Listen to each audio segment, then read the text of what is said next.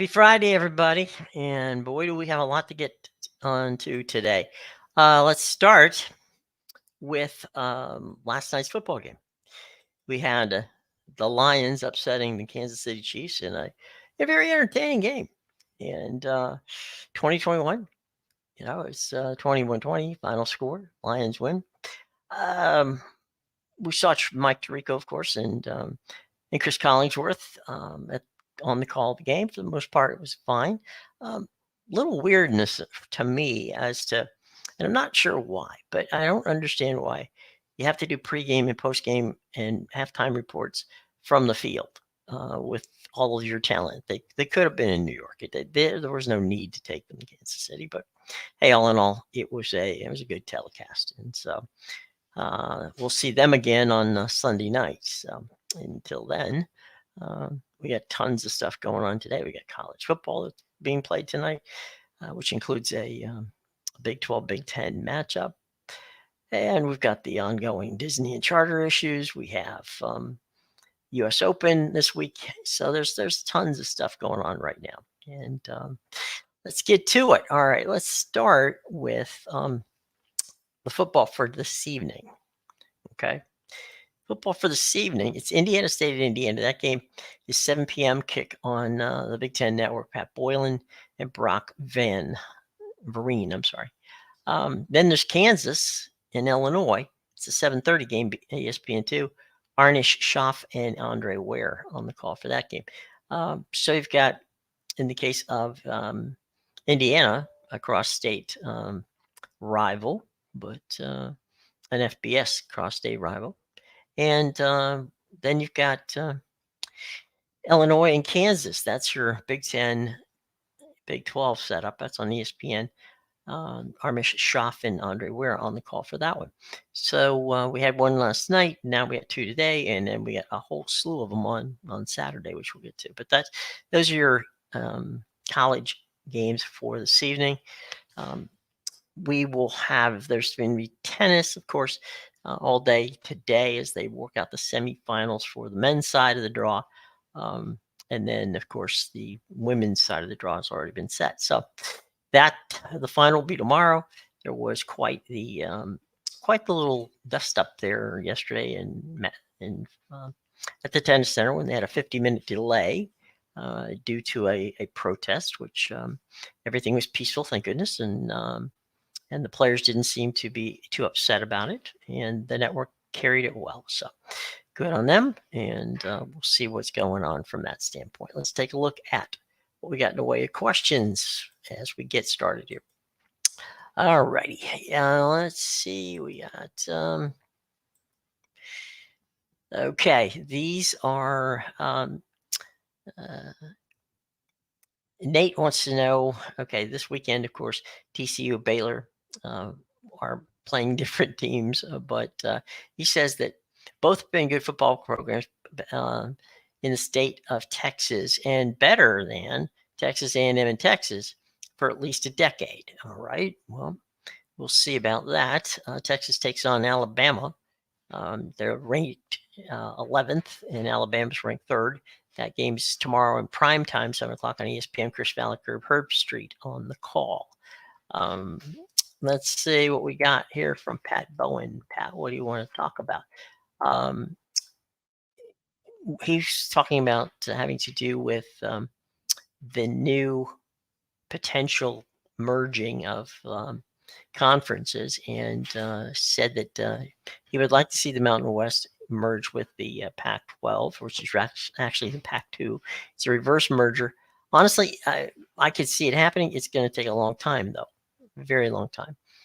There's a lot of hurdles to jump to get that done.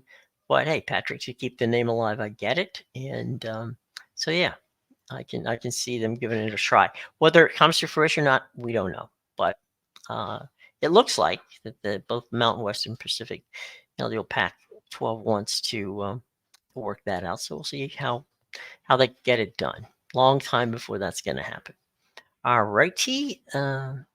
All right, Nate, what you got? You're talking about SMU getting a $200 million grant from their boosters to carry them through the time. Yeah, that may actually that would take them in the ACC probably 32 million. I'm sorry, 22 million.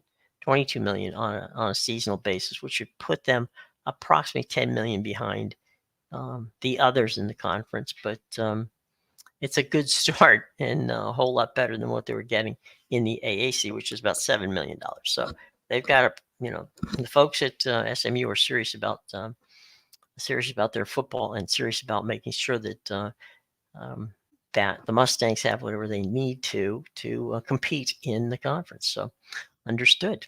As I said, it's a nice little chunk of change. All right, let's take a second here while you're collecting your questions, and let me get some games. My best of. All right, let's see. Best noon games tomorrow. Here we go. Best noon games. Number 10 Notre Dame at NC State. That game will be on ABC with Sean McDonough and Greg McElroy on the call. Nebraska at number 22 Colorado. That's a noon kickoff. It's big noon. It's in Boulder, which means it's actually a kickoff of about 10 a.m. So early morning for Nebraska, Colorado players, fans, and everybody else. So, of course, there's a game between two teams that, probably back just a month ago, you wouldn't think that they would be a prime television show, but hey, it's Coach Prime. They won last week. Nebraska played well, but didn't win. So Colorado's playing their first home game. There was an announcement that tickets were going through the roof on this one. So there will be a full house in Colorado tomorrow for what will be a very early kick time for them, 10 a.m., 12, of course, here on the East Coast. That's the Fox game. Gus Johnson and Joe Klatt on the call. Then the intriguing one, that's ESPN at noon. That's Utah, number 12 in the country, taking on Baylor. That game's being played down in Waco. Bob Wischusen and on the call with RG3. So Robert Gritham gets to go back to his stomping grounds and where he won a Heisman Trophy. Quite frankly, Baylor probably could use RG3 quarterback at this point in time. Utah played well. They beat Florida. Good defense, just enough offense. I don't think Cam Rising is going to start tomorrow. They're going to use that two-headed quarterback monster that they used against Florida probably. But if they can get 2-0 by beating Baylor, then Utah's in a pretty good position moving forward. So, because then they can bring Cam Rising in for next week's Utah State game and Weber State game and not really have to worry about him getting banged up. So that would be it. So those are our three highlight games for noon tomorrow. And if you have other thoughts, let me know about them. Okay. All righty. So let's go to. Okay. Let's go to Bob B. Army to the ACC is a no-brainer. It will keep the contract intact and possibly increase values.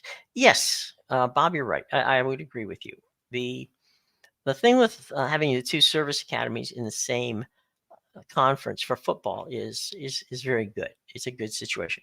I don't know if you know this, but for probably 25 years or so, Army and Navy have competed in the Patriot League with their Olympic sports. So they've played each other in the same conference for a very long time. It just hasn't happened in the football side. So I would think it'd be good for Army to get into a conference because they are independent and it makes it difficult to schedule a lot of games that way.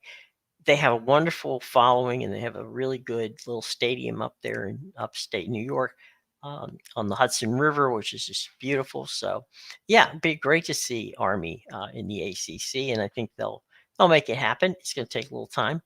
One of the things I keep getting asked this question: why don't Army and Navy end up in a Power 5 conference? Well, it's because Army, Navy, and Air Force are their budgets and the way they're run is unlike a private school or even a public institution. They are run out of the Pentagon, so they're is a way that they need to do that. That does not allow them to go and step up to play in a bigger conference, because the funding comes from the Pentagon for those athletic programs, and they want to keep cost certainty on it, and they want to keep it low. Now, that being said, obviously Army and Navy both play competitive schedules, which not only Navy plays in the AAC, but they'll play Notre Dame. Then they'll play other major schools around the country. So it's I think it's gonna be a lot of fun to get Army. And by the way, the thing that should be noted is that they will continue to play that Army Navy game, regardless of whether Army and Navy are in the conference year. It'll be played the week after all of the championship games for the conferences. So it's still going to be in that December slot. It's not going to move from there. So Army Navy will be played just like it always is during the kind of week between what we know as the end of the championships and the beginning of the bowl season. So that's going to be in December, and it's not going to change. And it'll move from time to time, from Philly to New York to Baltimore to Washington, and now they're even talking about moving it to the West Coast for some games, and possibly even Dallas. So Army Navy will stay as it should be, as its own little game to be played in the second week of December. Okay. All righty. Let's get back to the questions and see what we got going over in the chat room here. Yeah, let's see. We got hey, Wildcat Dave. He's getting me from Arizona. Good morning to you. All righty. You are definitely interested in seeing the game between Oregon and Texas Tech. Okay. That game is a primetime game, 7 o'clock on Fox. Mark Folo and Mark Heflin will be on the call. So 2 Marks in the booth for Fox tomorrow. Yeah, I mean, it should be a good game. I mean, Oregon scored, 70 plus points, and Texas Tech played pretty bad last week. So I think that Texas Tech has something to prove, and they're going to try to prove it against Oregon. Oregon, though, with Bo Nix and that potent offense, might be a little tough, but they're playing the game down in Texas, where it's going to be brutally hot, even though it's a 7 o'clock kick. So there you go with that. We'll see how that plays out, but okay, it's a good pick, Oregon and Texas Tech as your game of the day. All right, so good choice. Pardon me while I get a drink of water. Okay. And let's see. Sorry, there, Bob. Let me get rid of that and move on. Here's the 3:30 game, the best of them. Number 22, Texas A&M is at Miami. That's, as I said, 3:30 on ABC. Joe Testori and Jesse Palmer on the call of that game. Number 2, Michigan, 3:30 on CBS, taking on UNLV up at the Big House. And that's Brad Nessler and Gary Danielson on the call. Iowa State. That's always a good game. That's going to be on Fox, 3:30 with Jason Benedetti and Brock Hewitt. Yeah, some good game. That's the Texas A&M and Miami games. Intriguing. It could be a very good signature win for Mario Cristobal and his Cranes, and it could be a very good signature win for Texas A&M from Jimbo Fisher. So definitely an interesting game. Definitely an interesting game that's going to be played down at Hard Rock Stadium in Miami. As for UNLV and Michigan, well, Michigan, they beat East Carolina last week, and it was kind of a choppy game. They basically shot themselves in the foot a couple of times, but they came away with a good result, and they only allowed 3 points to ECU.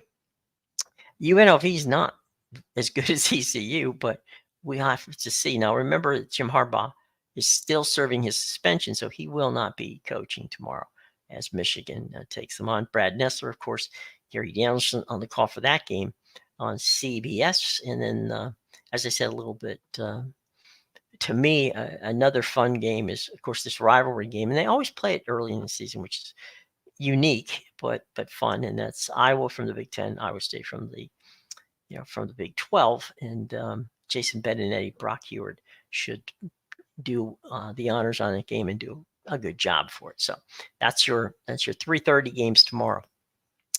And so let's move over here for a second and see what we got going on in our comment section. And we got Michael Newton says that he is perfectly fine with the University of Washington in their point spread. He thinks that UW is going to win tomorrow, and good on you. I hope as a fan of the Huskies, you will you'll get a job done there. We'll see how that plays out. Just let me make a quick look at where Washington is playing tomorrow. We've got Washington. Where are you?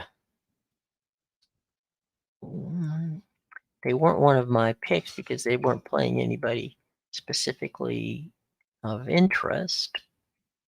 So anyway, okay.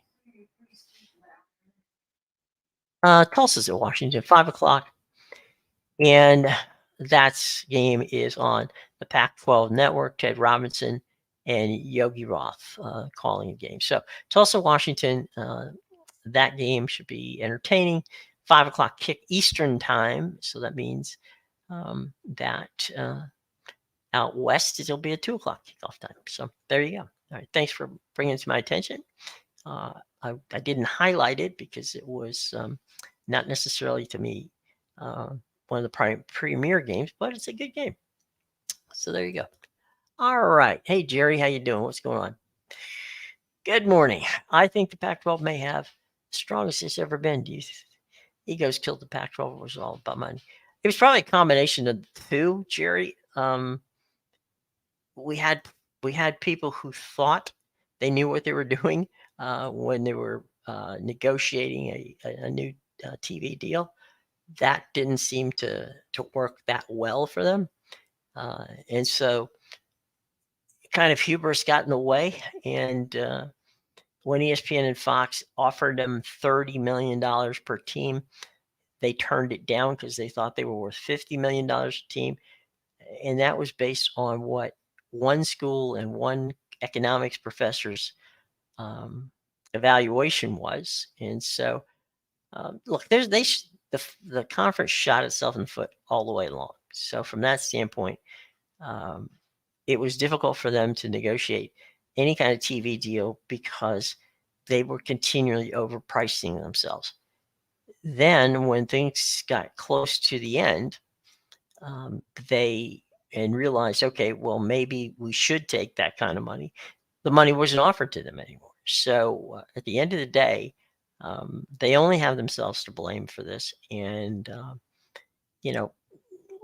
people and economists and all kinds of folks will write books on this and we'll learn a lot more about it. But at the end of the day, I'm sorry to see the Pac-12 go away. It is right now from top to bottom the strongest conference. It's also the most entertaining.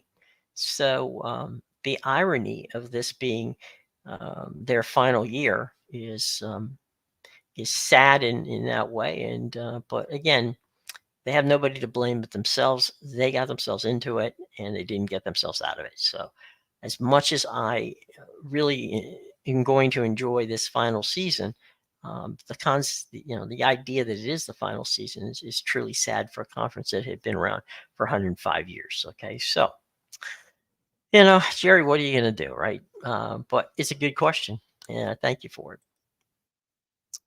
Let's see what we got here. Hey, Immaculate, how you doing? And good to have you in the building and talking with us today. Hope everything in Arizona is cooler today. And I guess cooler is a relative term when you're supposed to have a high of plus 100, 104, 105 out there today. So by all means, stay hydrated and stay cool. So let's get Let's see what we got here. Going back to the chat room. And let's see what we got. Text, okay, UCF's in the house. They are saying that it should be an entertaining game. UCF against Boise State out on the Smurf turf. Yep, 7 o'clock, guys. For that game at Eastern Time, UCF makes the trip out to Boise, and Eric Collins and Devin Gardner on the call. That's an FS1 game. Should be interesting. By the way, CBS does have a primetime game tomorrow. It's UCLA at San Diego State, 7:30 kick. Rick Walsh and Aaron Taylor on the call of the CBS game, which, as I said, will be 7:30 UCLA at San Diego State. A few months ago, we thought that would be a Pac-12 game. We thought San Diego State was headed in that direction, but things didn't go that way. So San Diego State is still in the mountain. UCLA is on their way out of the Pac-12 to the Big 12. So there you go. And I know UCF is looking forward to Boise State. That could be a trap game. It could be something that Boise always gets up for the big games. They always play, tough. And I think they've got a little bit of a chip on their shoulder that they feel they deserved an opportunity to join the Big 12 as opposed to UCF. So that one might have a little bit more extra juice to it than might normally be. All righty. Let's go to some more. What you got there? Still warm here, but the end is in sight. Well, I hope so. I hope so. I know you guys have. If I saw it this morning, it was a record of like 54 or 55 days over 105 degrees out there in the Phoenix area.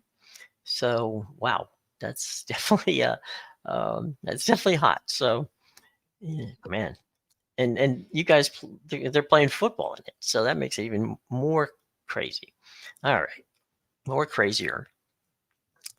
Danny, what do you got? Danny says Illinois, Kansas strikes me as a great candidate for Saturday's regional coverage on ABC if ESPN goes that route again. Yeah, that would be a fun game. Kansas and Illinois, two good teams. Again, it's a Big 10 versus a Big 12 game, and that'd be next week. It wouldn't be this week because they're not playing each other this week. But yeah, I've got that. That sounds pretty good, Dan. I would not. I'd watch it. So let's see. All right. I think we may have started to see what will be a campaign against the NCAA to gain even more governance for the autonomy conferences with the UNC situation. Yeah, you're probably right. I think that the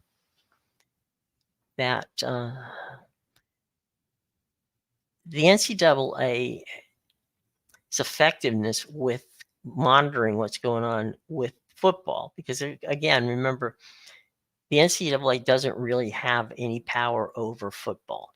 They have power over everything else, but the major, Division I as we know it, is really governed by the College Football Playoff group, and so the governance of the NCAA, while they can obviously levy fines of sorts and penalties of sorts, they can't.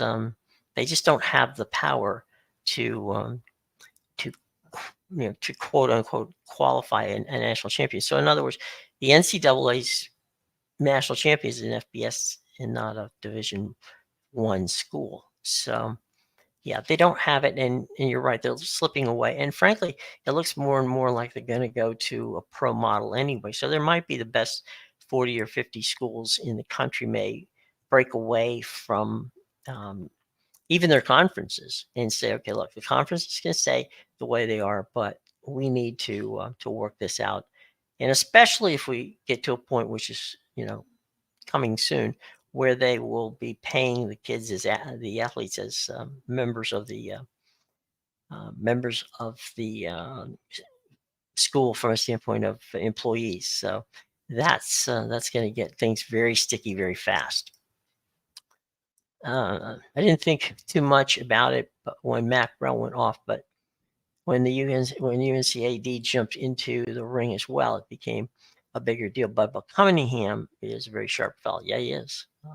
He absolutely is. And it's going to be very interesting how that whole Mac Brown, North Carolina thing works out.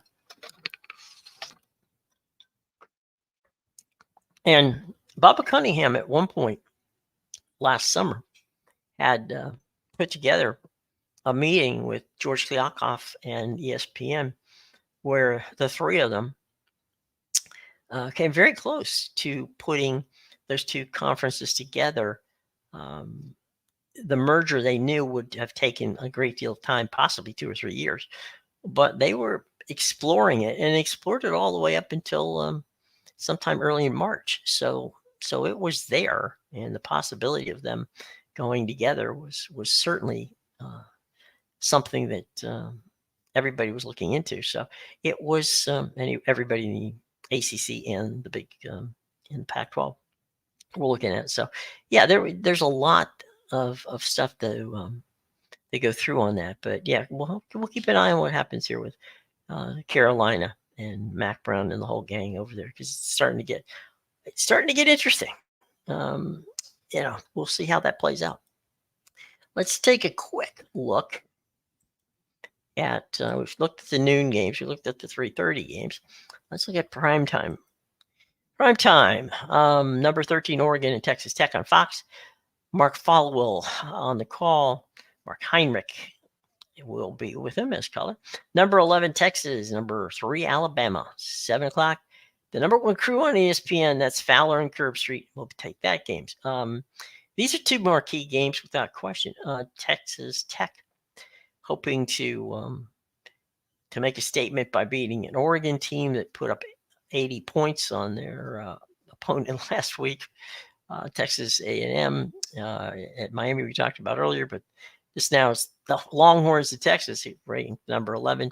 They can take on number 3 Alabama, and absolutely 100%. This is going to be a really a wild one. The game's in Tuscaloosa. The game was in was at a neutral site last time that they played last year. So yeah, and they're going to be part of the SEC landscape as Texas is joining with Oklahoma for next year. So Alabama and Texas, two of the blue bloods when it comes to that in all of sports, will be facing off to tomorrow night in should be a good game. ESPN's got the call, and Fowler and Curb Street. All right, let's see what. Very curious to hear if you're hearing anything about from the earbuds.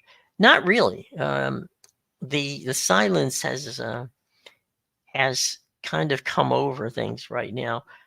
I think the last week when Stanford and Cal and SMU finally got their business settled in the ACC, I think that made for an opportunity for most of the folks in and around college football to take a deep breath and actually focus on the games. And I think that there's going to be, some time, hopefully a lot of time before we get into the next controversy. But Oregon State and Washington State are probably the ones to watch now, because are they going to do the reverse merger? Are they just going to go into the Mountain West, or are they, where's the money that the Pac, certainly owes them? So there's a lot of unanswered questions with that, but time's running out for Washington State and Oregon State. So we'll see how they play it. I don't think that they're going to get that reverse merger done. Probably if the Pac-12 wants to, allow its name to be used by the Mountain West, and the Mountain West, changes the name. It's not unprecedented, and it's also very recently what happened with the Big East. The Big East gave the name to the basketball schools, and then of course the football schools kept their names, and it became the of course the Americans. So it could be done. The name change could be done. So that would be something that'd be interesting. So we'll see. All right. How crazy would it be if Colorado had higher ratings in Texas, Alabama? You know what? I wouldn't be surprised if they did. I would not be surprised if they did. Colorado and Nebraska playing at 10 o'clock in the morning in Colorado. Think about it. I mean, think about how many people will be watching that game. So yeah, I mean, I think that it's quite possible that Colorado and Nebraska will get a better rating because last week it was kind of like snuck up on you, right? Remember? I mean, we had everybody knew Coach Prime and they were going to play against TCU, but no one knew they're going to win, and so that was a big plus. So from that standpoint, I think what Coach Prime has had now a whole week to be himself, and that's someone who 100% has no problem dealing with the spotlight. As a matter of fact, enjoys it. So I'm thinking that that's going to be the case. Now Nebraska has a national following. They're still Nebraska, which they've got the key name there. So they're blue blood, and so I honestly think it would not be. Now, remember in fairness here now, Texas and Alabama is going to be played in prime time. Okay. Texas and Alabama is going to be played in prime time. Colorado and Nebraska, you know, isn't. So we'll have to take a quick look and see, how that works out. But at the end of the day, it may very well do it. And would I be surprised? Not in the least. Not in the least. It's going to be fun to see how that Colorado team under Coach Prime with his with the wild weapons they have. Yeah, it's going to be it'll be interesting. That's for sure, and it could very well do it. And Colorado has double-digit range. I don't know about that. Okay, now I don't know that it's going to get to that. It could, but I don't know. I mean, FSU LSU, which was on a Sunday night last week, brought in 9-1, and in times it touched the 10 mark. That's a heavy lift for Colorado, especially when there's more traffic at noon tomorrow. There'll be at least 5 or 6 games. So for them to pull any, I mean, look, as I said, ratings wise, they'll do fine. Are they going to? I think that they'll certainly be north of 7, maybe get to 9, but certainly not going to. I don't see them getting double-digit ratings only because there's too much traffic at that time. There's too many other games being played. But hey, look, I've been wrong before. I know it's hard to believe, but there you go. If only if it only has the Notre Dame game as a series competitor in its time slot. True from that standpoint, but again, you're attracting some of the casual fans, okay, but you're also dealing with some fans who the problem with that is the Pacific time zone, some of the Mountain time zone is not necessarily going to be up watching Colorado, and I think that might be it. But as I said before, look, if they can get to a 7, which I think they can, which is what they got last week. If they can go by a 7, which I think they can do that, and move between 8 and 9, that would be quite a result, believe me. And that would begin to get them going. And obviously, they'll have some games later in the year that that can be seen in prime time. So there's a lot to be. If you're a Colorado fan, or if you're just a fan of Dion and the gang, then there's a lot to be looking forward to. That's for sure.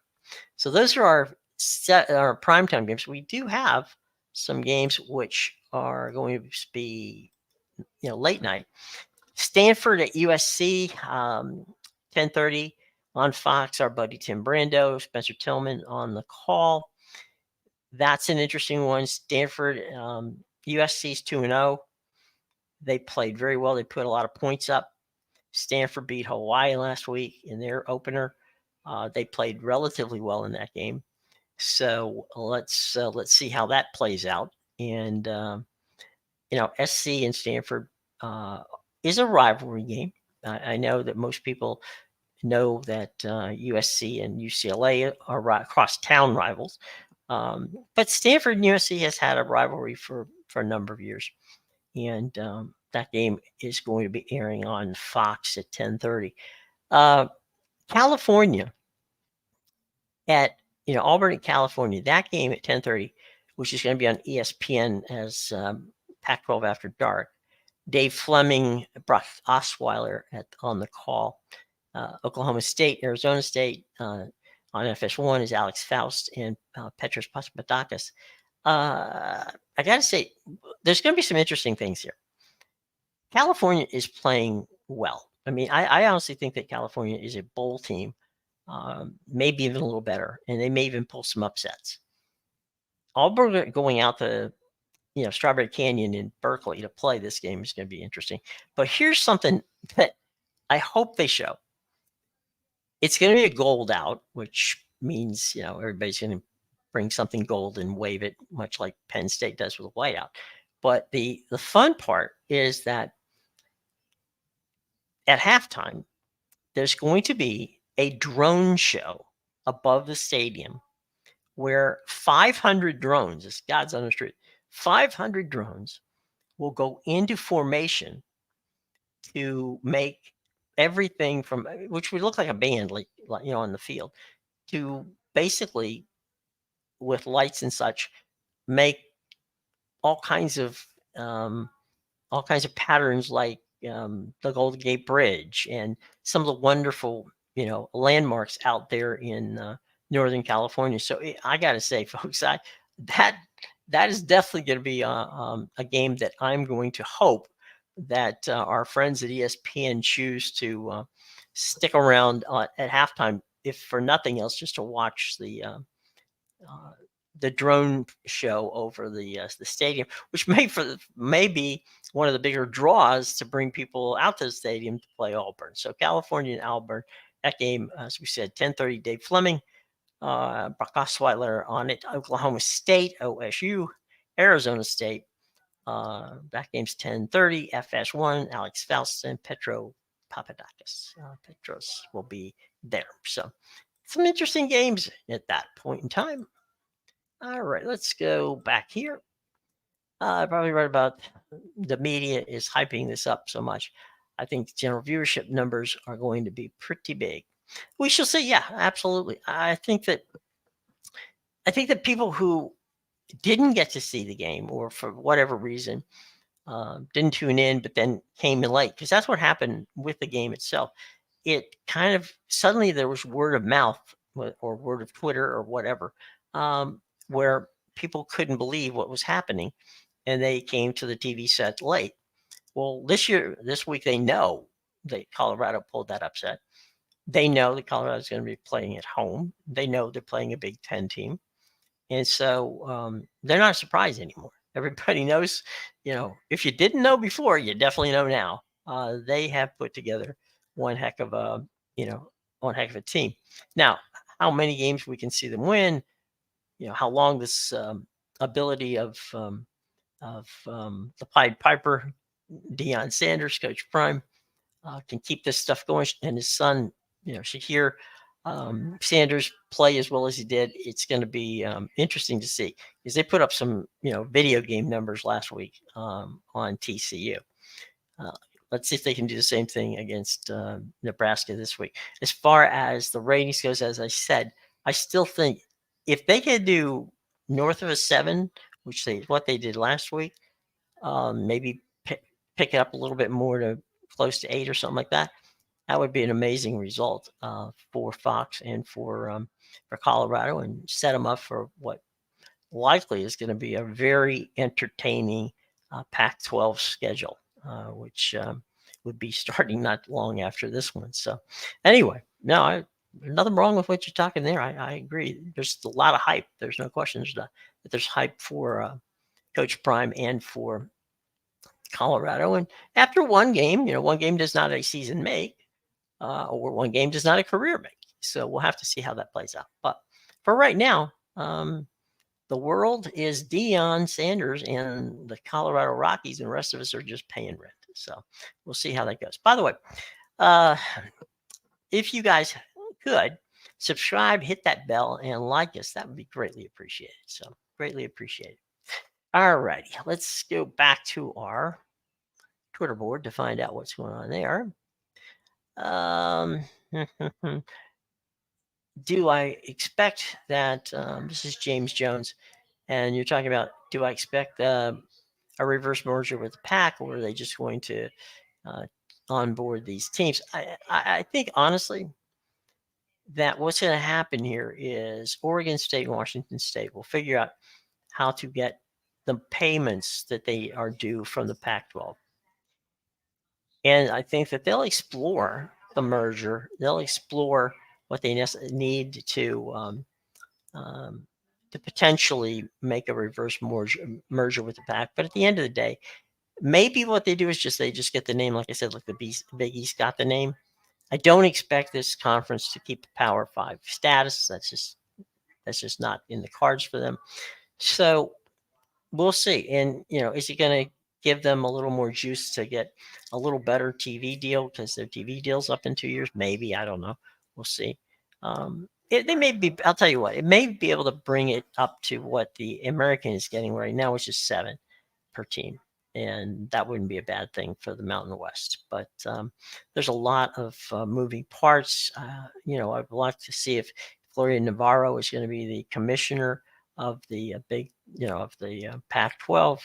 That would make sense. She's certainly proved herself to, in a short time, by the way, that she deserves that consideration. So there's a lot of moving parts there. I don't think, I'll say this, I don't think they're going to get the reverse merger on that. Could they end up with the Pac-12 name? That's possibly and probably something I'll tell you what, that's probably going to be easier to do than try to do a reverse merger. So one way or another, it really doesn't matter because Washington State and Oregon State is going to end up in the Mountain West or the Mountain West / new Pac-12, whatever it is. So we'll see how that plays out. All right, let's go back to the other side and see what we got going on this side of the fence. Okay, let's talk about the weekend. Couple of other things we need to get to. These are the early games on CBS as we kick off weekend 1 of the professional football season. These are the 1:00 games. Cincinnati is at Cleveland. Ian Eagle will be on the call with Charles Davis. Tampa Bay is at Minnesota. That's Anthony Cachalone and Tiki Barber, as well as Matt Ryan working the sidelines on that game. You've got Houston at Baltimore, Spiriditas and Adam Marchaletta. He's on that game. And then, of course, there's Tennessee at New Orleans. Those are your 1:00 games on CBS. An early season in-conference game where Cincinnati and Cleveland start out against each other. Tampa Bay and Minnesota, that should be interesting with Baker Mayfield starting for the Bucs and Kirk Cousins doing his best to prove that Minnesota could be the class of that division. Although I think Detroit made a very interesting statement last night with their win. Then you've got Houston at Baltimore. That's Baltimore. That could be a rainy day in Baltimore tomorrow.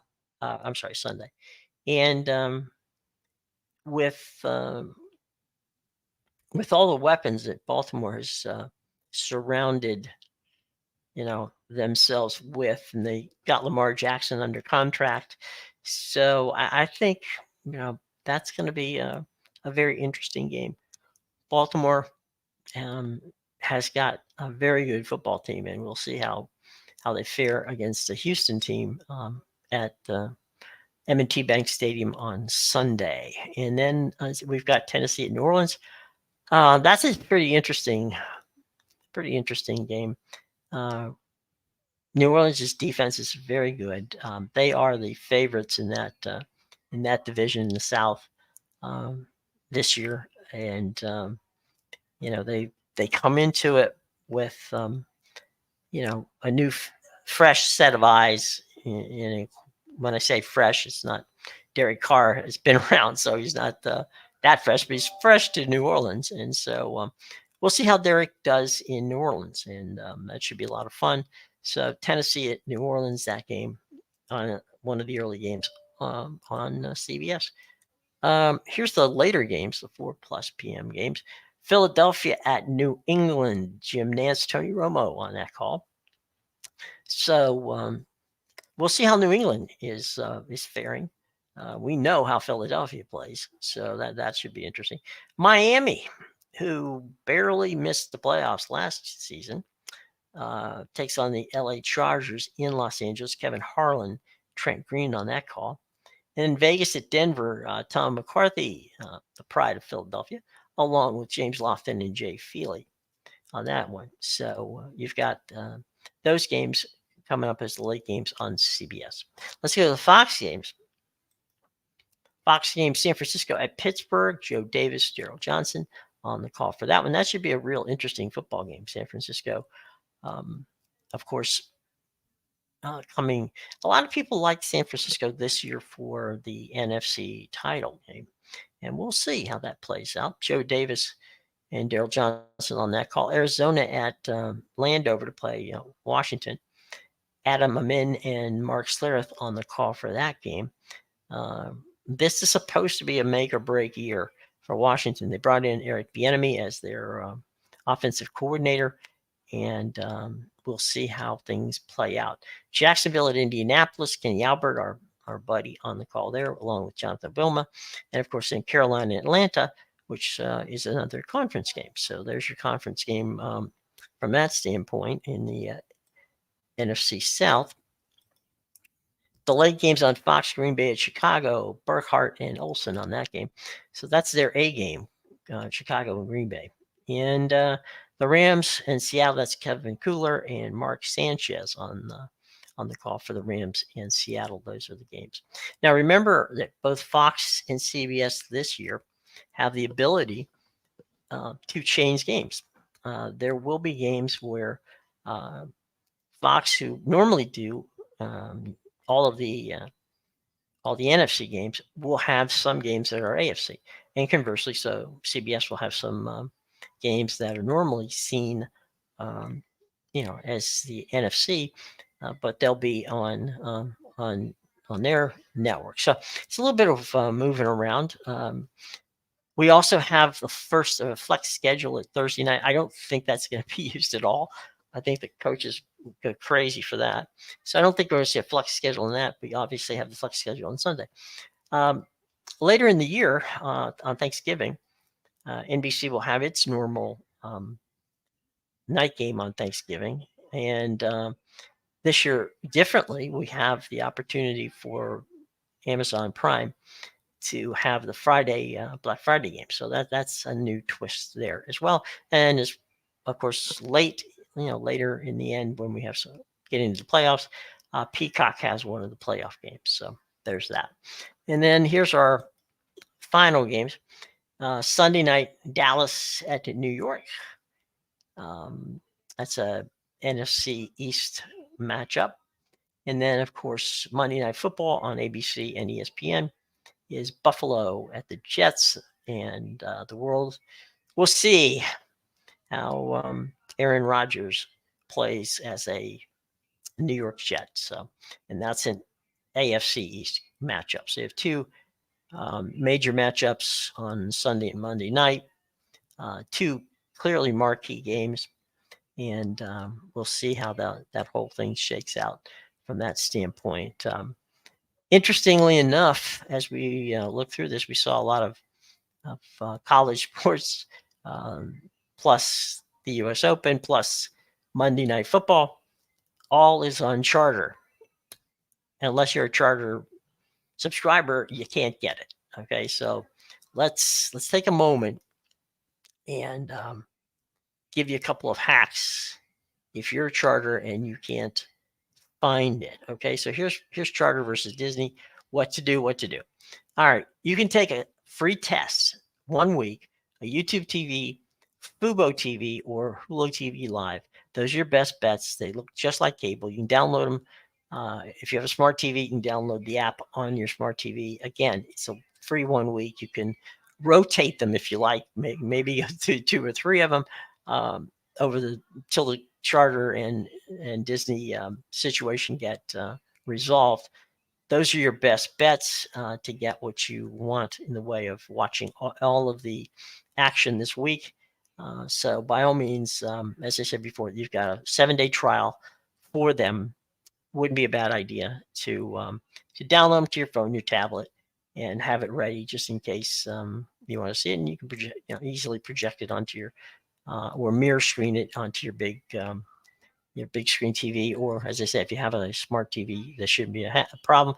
Or for $30-$40, you can go out and get a Roku stick or a Fire Stick and make it really simple. Just plug it into an HDMI, port in your TV, and then poof, you're already set to go. All right. Now, if you have rabbit ears, which are cheap to buy, or you can go get a flat antenna, they cost about the same, which in the $20-$25 range. Then the best hack is to go ahead and get Sling TV with rabbit ears. That Sling TV is much less expensive than is Hulu and YouTube TV and Fubo. So it's a good combination. You'll get your ESPN stations. You'll get the all the regional networks and networks like ACC Network, SEC Network, Big 12, and not Big 12. I'm sorry, Pac-12 and the Big 10, all on Sling. So by all means, check that out as well. So those are our little best bet hacks to get you through that problem with the folks at Charter and Disney battling it out. All right, so let's do one last quick recap of what is going on this week. Tonight, Apple TV, and there you have there. Apple TV has the Friday night game of the week, and it's Cincinnati and St. Louis. So that is your Friday night game on Apple TV. You've got college football, as we said, both on the Big Ten Network and on FS1. Let's see, make sure we're right on that. Yes, 7:30 on here it is. And I said FS1, but it's ESPN2. So there it is. Indiana State, Indiana on Big Ten Network, and Illinois, Kansas on ESPN. The noon games tomorrow. There's your noon games. Number 10 Notre Dame, NC State on ABC. You got Nebraska, Colorado. That's a noon game. Gus Johnson on Fox. And then you've got Utah, Baylor. That's an ESPN game with Bob McShusen and RG3. Here's your 3:30 games. Texas A&M, Miami, Michigan, entertaining UNLV, Iowa State. Prime time on the East Coast. Texas Tech against Oregon on Fox. You got Texas, Alabama. That game's going to be on ESPN. The late games, Stanford at USC on Fox. California, entertaining Auburn. That game on ESPN. And then Arizona State hosting Oklahoma State, and that game is on FS1. U.S. Open, men's finals and women's finals. Women's final tomorrow on ESPN. Men's finals on Sunday, ESPN. And then regional football action in the first week of the NFL on CBS and on Fox. Late games on obviously NBC with Dallas, Philadelphia. And let's get those games up for you. Late games. There we go. Dallas Giants and Buffalo and the Jets. Okay, so there's your schedule for the entire for the entire weekend. Okay. Okay. Thanks, guys, for hanging around. We had a lot of fun. I hope that you enjoyed it as much as I do. And we will be back on Monday, 10 a.m. Hope that you have a wonderful weekend, a safe weekend. And until then, you take care of yourself, gang, because we want to see you back here as early and as often as possible. Okay. Take care.